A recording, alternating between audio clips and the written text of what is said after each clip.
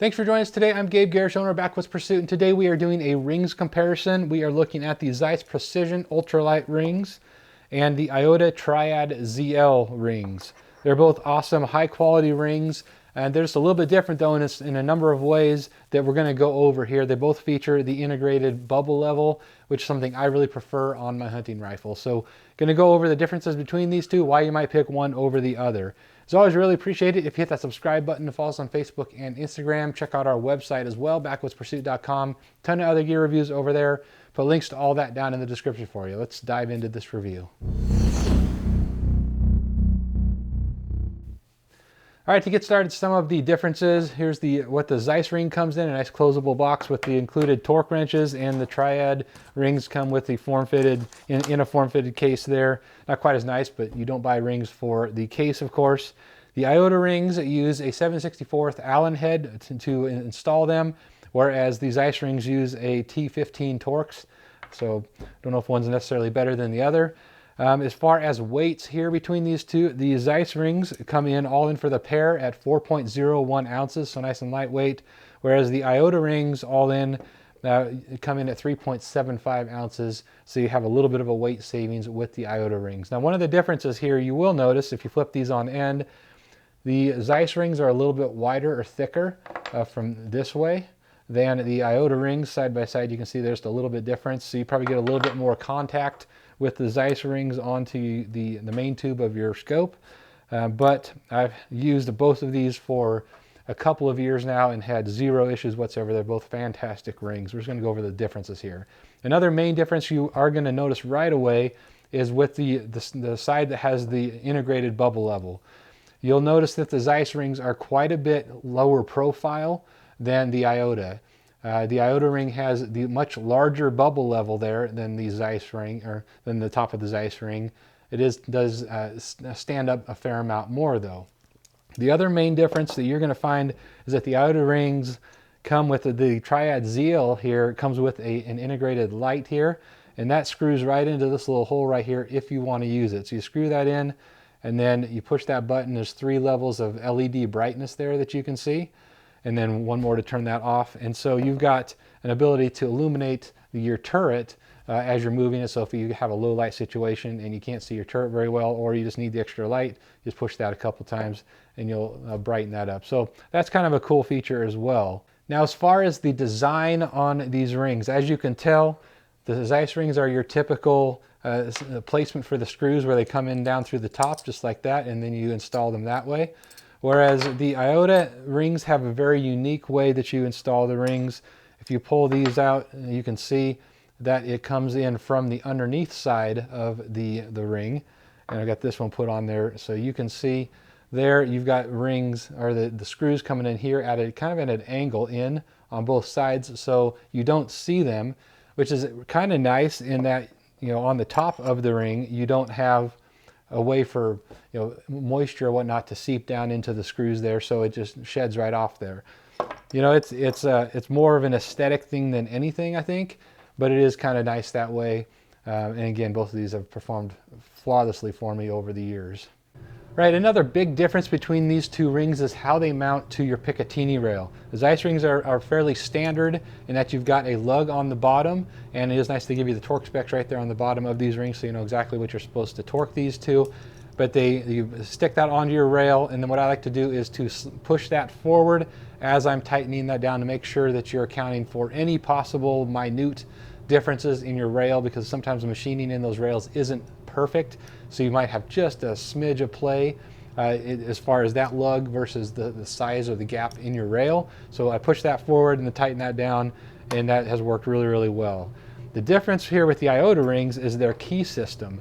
So you'll see here when you open up the package, it looks like a lot of parts and pieces, and it kind of is, but it's pretty basic once you figure out and understand what they do here. They have 3 sets of these keys, and those keys are designed so that you can custom fit the perfect fit and a snug fit to whatever your rail is machined to. So obviously each brand out there of rail, depending on what you buy and put on your rifle, it might be slightly different by the thousandths of an inch. So they've got a nominal set, a nominal set, and then a plus 0.035, and then a minus 0.035. So just absolutely minute differences, but when you go and test these out, when you slide them in your rail, to find which one is going to be just the perfect fit, you want a nice snug fit, but you don't want to have to hammer it in there or anything, so nice and snug. You can find one of these three is going to fit perfectly in your rail, and then once you find that, you're going to slide that into the bottom here of this, the ring down there, and that's going to be what your lug is, your recoil lug. And of course, you've got a screw here on the top that you install this and screw that down once you find the proper lug here, or proper key. So that allows you to get a very customized and perfectly snug fit on your rail. So it eliminates any potential play that you may have, and that's one of the big differences, because you just have one standardized size here with the Zeiss rings. So I have noticed with some rails that's a nice fit, and some rails might not be. It might have a little bit of looseness in there. So it just depends. Again, they both have worked great, but the key system here that Iota gives you works really, really well to customize that fit and make sure it is absolutely snug for you. All right, now the differences in the material between these two is the Iota rings uses a 6061 T6 aluminum, whereas Zeiss uses a 7075 T6 aluminum. T6 is the heat treated factor, so they're the same that way, but 6061 is more moldable, it's easier to fabricate with. The 7075 is harder, and it's definitely stronger. Tensile strength is about 2 times as much with the 7075 versus the 6061, and the tear strength is about 1.5 times more as well with the 7075. So you have overall a stronger, more durable ring with the Zeiss rings than the Iota. However, from an end user perspective, I don't know that you would really find any difference just from using them that way, but it is good to know if you're really hard on stuff, the 7075 may be a little bit better route to go for you.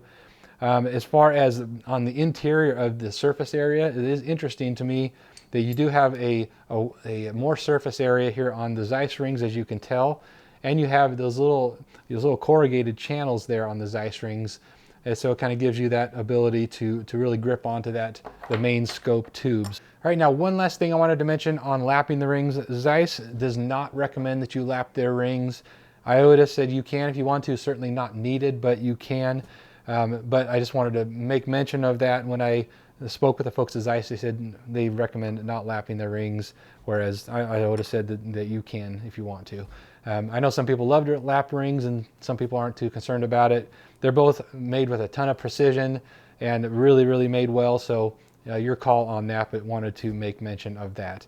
As far as what I like and better about each of these, I really like that key system that Iota gives you. It really makes for a perfect fit with your rail. And I really like the way that these screws are on the underneath side. They're out of sight, and they're less likely to get moisture down in there and prevent rust and that sort of thing. I really like the larger bubble level as well with the Triad ZL rings. Now on the Zeiss, I really like how low profile they are, and I like how it's wider here, so you get more surface area onto the main tube when you are tightening those down. The bubble level here is a little on the small side with the Zeiss rings. It's not that big a deal if your eyes are okay, but if you need that larger bubble level and that's something that is of concern to you, then the Triad ZL may be a little better option for you, something to keep in mind.